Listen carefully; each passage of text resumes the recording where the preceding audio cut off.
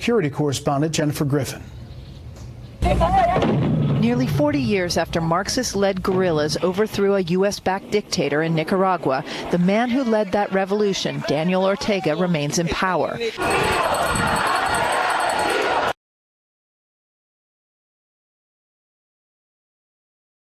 Since April, tens of thousands of protesters have taken to the streets. Human rights groups say nearly 300 anti-government protesters have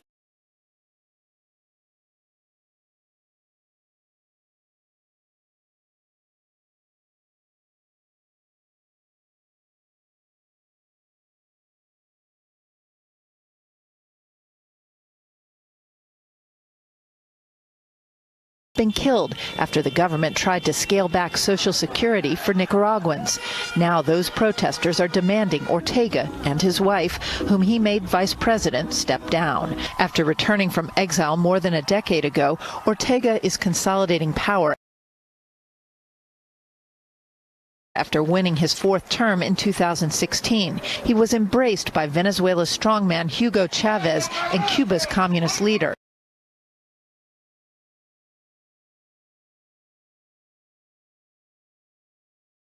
Politician, nor are the bishops politicians. U.S. legislators are warning the White House of the national security implications of a civil war in Nicaragua. Migrants leaving Nicaragua may be headed towards the United States. You're also going to see the ability of drug gangs who are using other countries in the region to open a new corridor through Nicaragua to send their cocaine and heroin here to the United States. Such a migratory crisis could flood the southern U.S. border, overwhelming the U.S. immigration system. Brett? Thanks, Jennifer. President Daniel Ortega joins us tonight from Managua, Nicaragua. Mr. President, thank you for being here. Buenas noches. Good evening. Bayer, nuestro saludo. Greetings. Mr. President, there are multiple human rights organizations tonight saying that some 350 people have been killed just over the past 80 days. Why are paramilitary forces involved in armed actions against those who are protesting your government? Ya tenemos como una semana. It's been a week now that turmoil has stopped.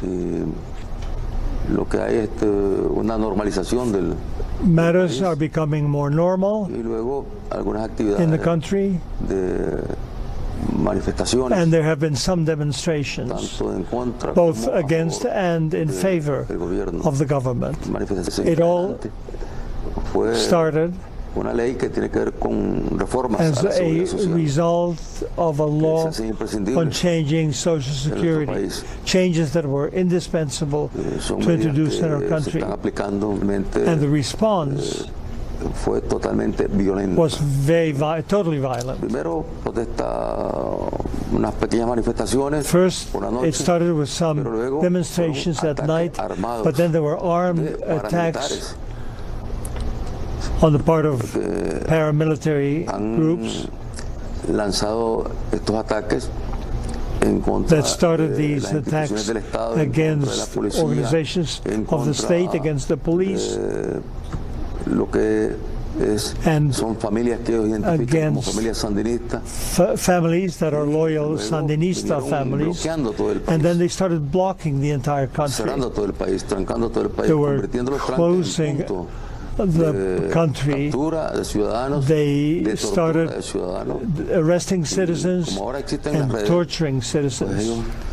You're saying that you don't control these paramilitary groups? If you don't control them and they're acting on behalf of the government,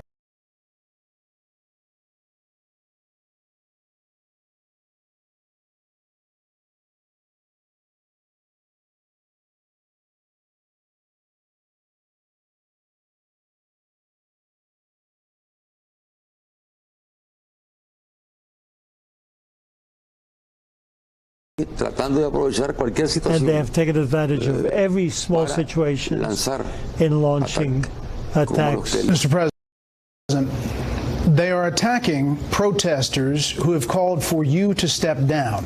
They are attacking protesters protesters who say that you eliminated term limits, that accuse you and your vice president, your wife, of setting up an authoritarian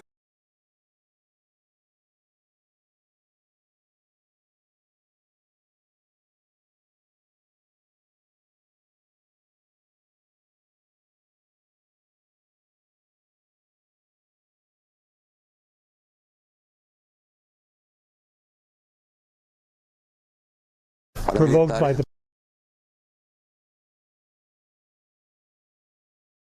paramilitary forces organized by people who are against the government and who have attacked and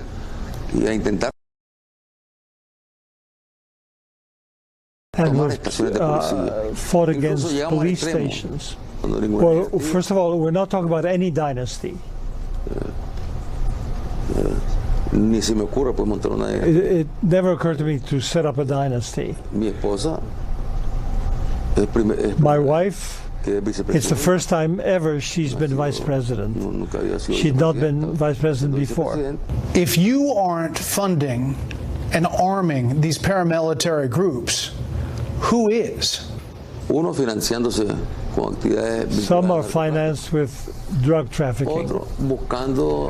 Others have tried to obtain financing from different organizations, even in the United States, organizations that have programs and activities. And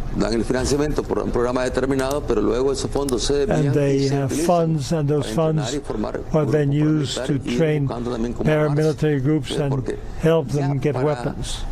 In order to murder tens of policemen, you have to use wartime weaponry. There have been no persecutions of the Catholic Church. Rather, we invite the Catholic Church to continue with the dialogue so the dialogue can grow and develop in an open manner. Mr. President, as you said, the Catholic Church was mediating discussions for some time, but now they believe, the Catholic Church believes, they're under attack by pro-government forces. We've seen the images, we've seen the video. You have the auxiliary bishop in Managua tweeting out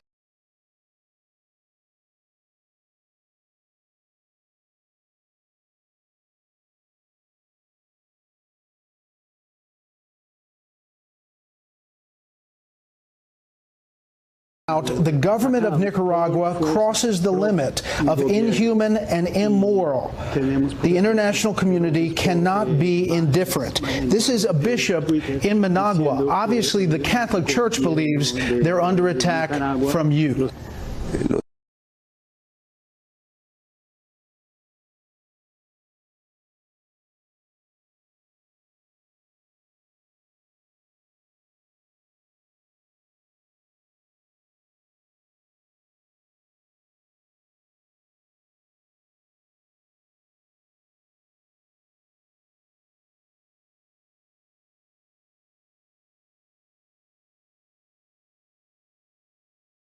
Under attack.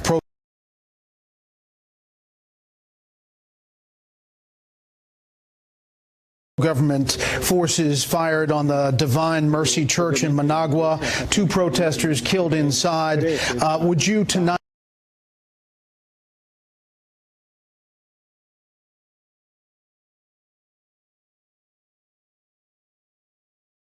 condemn any attacks on a sanctuary?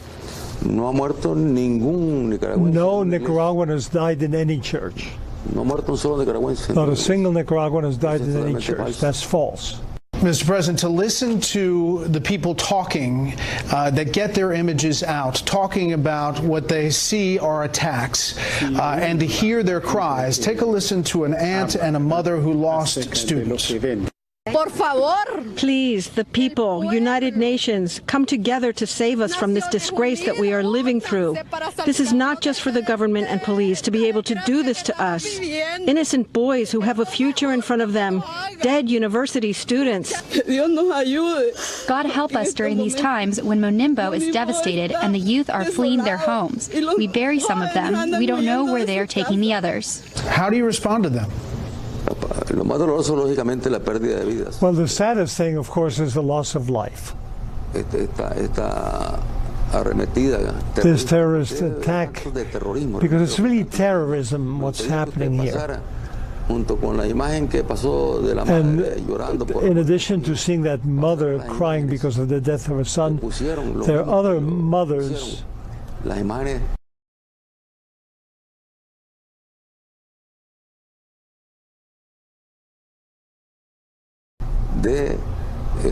who were shown where the bodies are burning. They tortured young people and they burned them. This situation is made public to scare people, to sow fear and terror among our people. These are groups that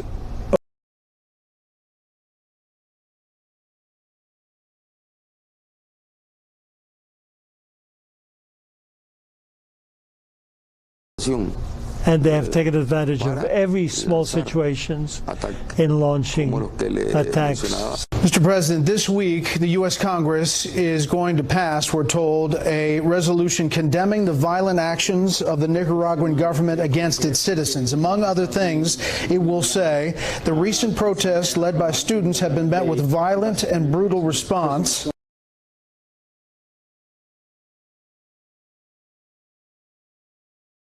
The murders and the violence have continued, torture, disappearances. The government has also shut down media outlets, denied basic medical care to protesters, and attempted to poison their food and water, and sanctioned the murder of political opponents. That will pass the U.S. Congress this week. What message do you have to the U.S. that this is going to come to an end? It's totally untrue. In hospitals, they've treated everybody. There are plenty of proofs of that. People in hospitals have been taken care of.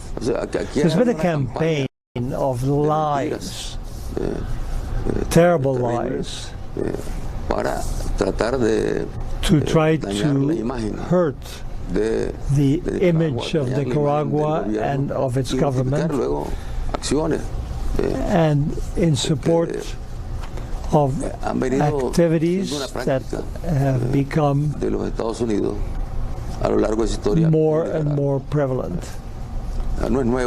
This is not new that the Congress of the United States deals with matters having to do with Nicaragua and that it take measures against Nicaragua. The history of our relations with the United States has been painful. I don't want to repeat it. Mr. President, 40 years ago, you were a young revolutionary fighting, as you say, a brutal family dictatorship, the Somozas. Now, the protesters on the street chant, Ortega and Somoza are the same thing. To end the violence and to help your country, would you consider, you and your wife, stepping down from power? We were elected by the voters. So there have been electoral periods, there are term limits, and our electoral period ends with the elections of 2021, when we will have our next elections.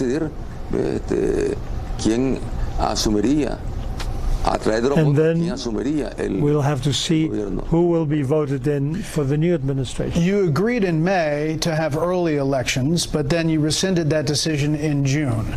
Would you agree to have early elections, sir? This business of moving up the elections is something I've heard about, I've heard people talk about, but I haven't indicated that the elections need to be moved up. To move up the elections would create instability, insecurity, and make things worse. Why did you agree to this interview? What message do you have to the American people and maybe to President Trump? We are a small country with a fragile economy, but we deserve respect. We deserve respect as any state of the United States deserves respect, no matter how small that state of the Union is. They deserve respect, and we equally deserve respect. We are a country in this hemisphere, in this part of the world, and we have strong links of all types with the American people. President Daniel Ortega from Managua, Nicaragua. Mr. President, thank you for the time. Gracias. Up next, pulled in two directions, some Democrats want to go